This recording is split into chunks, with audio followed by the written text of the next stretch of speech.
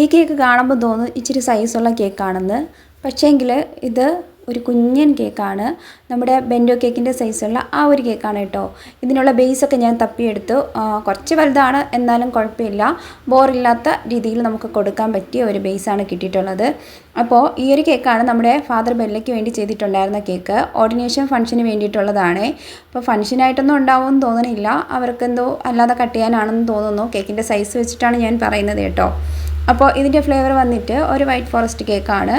അപ്പോൾ ഇത് ഓർഡർ തന്നത് നമ്മുടെ സ്ഥിരം കസ്റ്റമറാണേ. അപ്പോൾ ആൾ ഈ കാര്യം മറന്നു പോയിട്ടുണ്ടായിരുന്നു.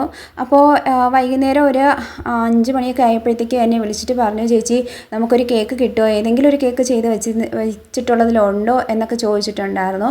അപ്പോൾ ഞാൻ അങ്ങനെ ചെയ്ത് വയ്ക്കാത്തത് കൊണ്ട് തന്നെ നമ്മുടെ കയ്യിൽ കേക്കും ഇല്ല. അപ്പോൾ ഞാൻ ഇതുപോലെ പറഞ്ഞിട്ടുണ്ട്, മോളെ അങ്ങനെ കേക്കൊന്നും ചെയ്ത് വെച്ചിട്ടില്ല.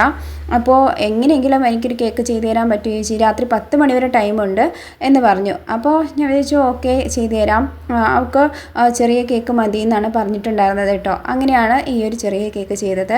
അതിൻ്റെ ഫ്ലേവർ വന്നിട്ട് വൈറ്റ് ഫോറസ്റ്റ് ആയിരുന്നു. അപ്പോൾ ഇതാണ് നമ്മുടെ കേക്ക് എന്ന് പറയുന്നത്. അതിൽ ഒരു റൈറ്റിങ്ങും കൂടി കൊടുക്കാൻ പറഞ്ഞിട്ടുണ്ടായിരുന്നു, happy ordination day father Bella എന്നുള്ളത്. അപ്പോൾ നമ്മുടെ ഫാദർ ബെല്ലയുടെ കേക്കിൻ്റെ സ്റ്റോറി ഇതാണ് കേട്ടോ.